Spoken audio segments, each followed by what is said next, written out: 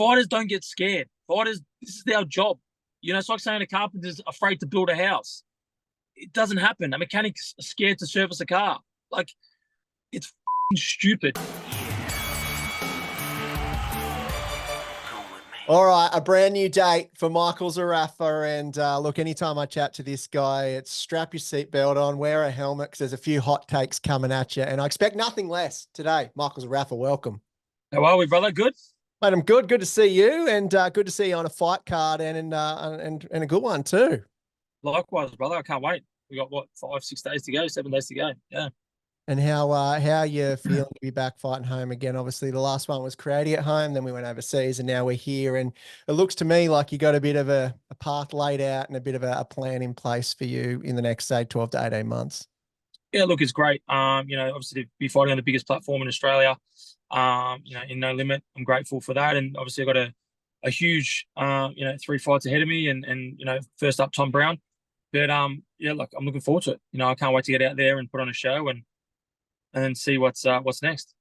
Speaking of said show, what sort of show do you think you need to put on this time around to just stamp your authority? I guess you got some, obviously. It's obviously you, but just to really sort of like light up the sport here in this country and go, look, I'm not here to muck around. I'm here to take over. For me, realistically, like no matter what I do, it's not going to win anyone over. And I'm not here to try to win people over. I just go there and get the W. At the end of the day, like I said, 10 years from now, there's going to be probably no Michael Zerafa and there'll be a new me and a new villain. And, I don't put that pressure on myself and tell myself, you're not going to go out there and make a statement. I just go out there and stick to the plan. And I see the knockout, I'll take it. Try to be as sharp as I can and try to do, try to get the win as quick as I can. But at the end of the day, like I said, if it goes distance, it goes distance. And if it doesn't, it doesn't. But I don't put that added pressure on myself. I just go out there and just try to have fun and do what I got to do. And like I said, I've been training the house down, and I'm looking forward to it. Well, your last fight in Australia with Creati, I think some of your issues there was that you couldn't find him. I don't think you're going to have that problem with Tommy Brown. I mean, yeah, 100%. I plan to hit him with that many lefts that he'll be begging me for a right. But like I said, at the end of the day, I got a lot of time and respect for Tom. I've actually spoke to him. I think might have been before the Creati fight, but as a gentleman, he's done a lot for the sport. And at the end of the day, he's just unfortunately my opponent. And I'm going there. It's the hurt business. I'm going there to hurt him. And I'll buy him a beer afterwards. What weight's this one? Are you at super welterweight or is it a catch weight or middle? Where are you meeting him? No, it's at 71, so it's a catch weight, 71.5. And I'm more than happy to come down. Like I said, I told No Limit, they said, look, can we get you down to 71.5? I said, yeah, sure, no stress at all. And I weighed in against Lara at 71.5. So I'm a small middleweight. I walk around at 75, 76 kilos. So cutting down's, it's actually beneficially like rewarding for myself. So I'm more than capable and more than happy to come down. There's obviously been a lot of talk recently about you and the Tszyu. Obviously that Zerafa and Tszyu together has never been anything in the last couple of years, but present. But obviously Nikita around this time as well. So could you make super welter? Because I can't see him coming out of that. Yeah, look, I could make it, but like I said, these kids get their way every single day and every single time they fight, and they obviously can't fight themselves. And if it's a fight against me, it's going to be a 50-50, and we either meet in the middle, he can come up, or we financially benefit myself where I'll come down. But it's not going to be Zerafa come down and come to Sydney and come here and come there and do that. It's going to be they need to show a bit more respect on where I've been and what I've done in the sport. So for me, like I said, I'm more than happy. They've been on my list for a while now, and it was unfortunate that I didn't fight Tim because of certain reasons, and people think I ran from the fight. That was definitely not the case, and obviously No Limit know the real reasons and whatnot, and hence why I'm back on the big platforms again and all that. But look, I think everything happens for a reason, and every dog gets their day. And first it's Nikita, and first it's Tommy Brown. I don't look past anybody, but then after that, Nikita can get it and Tim can get it. Do you think Nikita wants it? I don't think so. I don't think he wants it. He's struggling with the guys that he's facing, and they're tough boys. But I think I'm a caliber more than these guys he's fighting. But he's doing. I can't knock them. They're winning. They're winning and whatnot. And I never take the piss out of someone trying, or someone that's giving it a crack. You know what I mean? And they're winning. So but I think I'm a different fighter. Yeah, he's going for obviously his 10th professional fight. You're 30 fights plus, and some big world stage moments. So, like, we can see that there are levels and there are experience factors that might come into play here. But do you think if you went in there against him on the 28th instead of Tommy Brown, it'd just be an early night for you? Against, did you say against him? Did you say or against him? Nikita. Oh, I thought you said If it Tim. was Yeah, I think. Look, I think I stopped Nikita. I truly do. I think my timing. I think, stylistically, he walks forward with lack of defense. And he's getting hit, and I hit harder than the boys he's getting hit by. And Brubaker rocked him, Ben Horn rocked him. Who else rocked him? There's a few others that rocked him.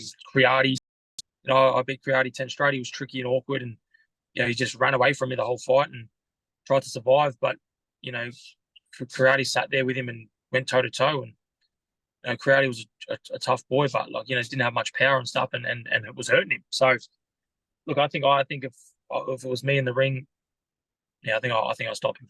Yeah, well, hopefully we get to see that one, and that one can get made at some point, because to see you back in is very, very good, and to see you training again, and you've got a new coach as well. You've taken up to Brisbane as well.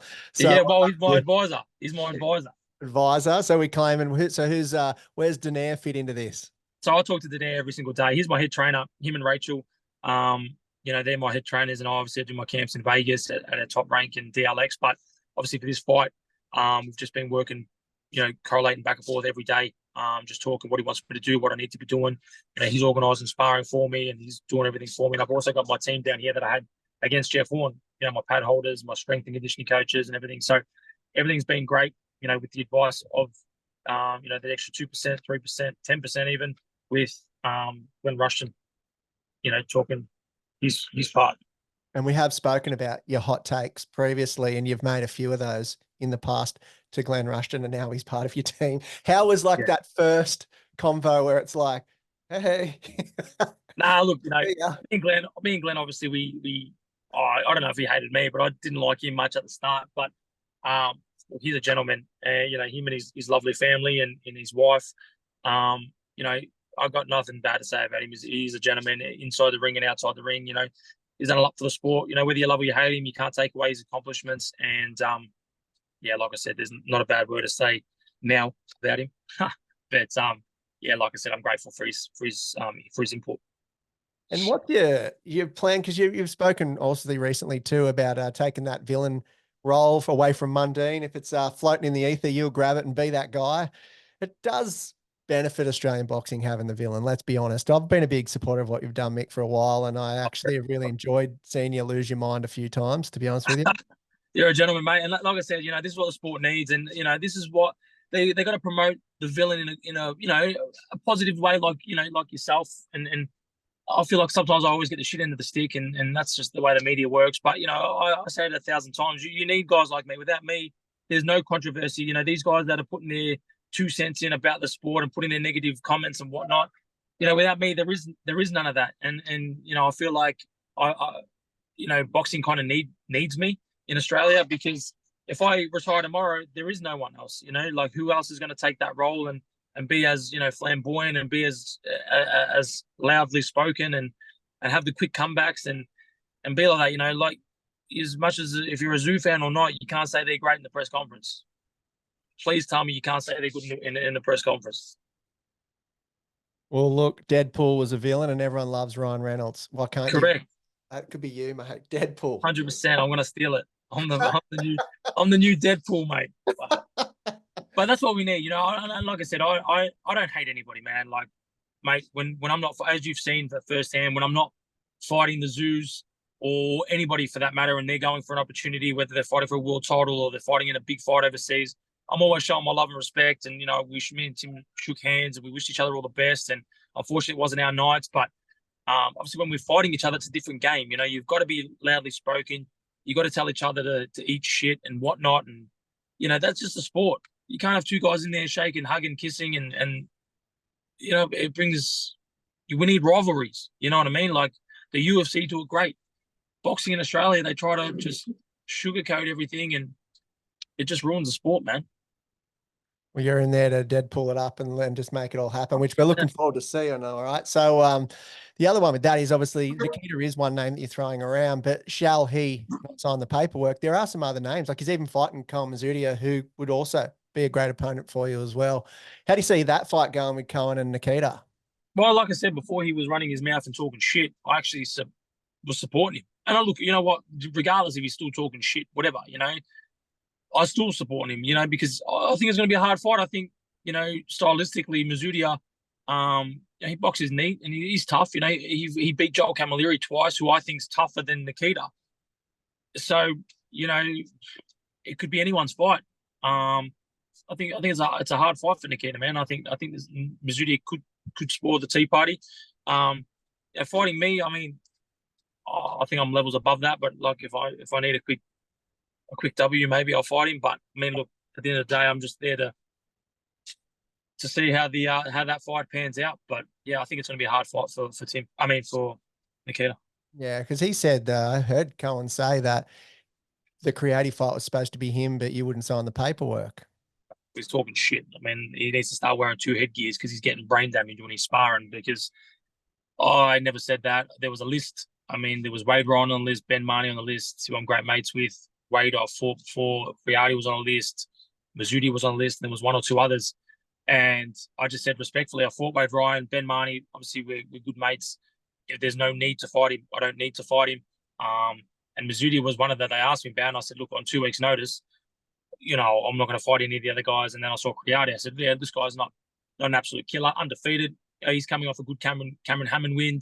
He's fought, I think, 100+ fights as an amateur and made nationals and Italian champion and whatnot. So, he was a crafty little dude. And I went down that path. I never once ever shied away from a fight. And this is what I mean. Like, this is what boxing in Australia is starting to go fucking sour, because fighters don't get scared. Fighters, this is their job.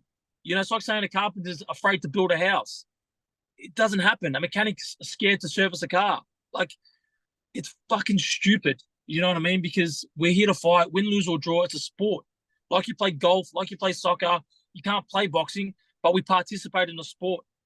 Like, I'll fight anybody. It means absolutely nothing. And for him to say, I was scared from him, come on, man. I don't know. He's losing to guys that I beat.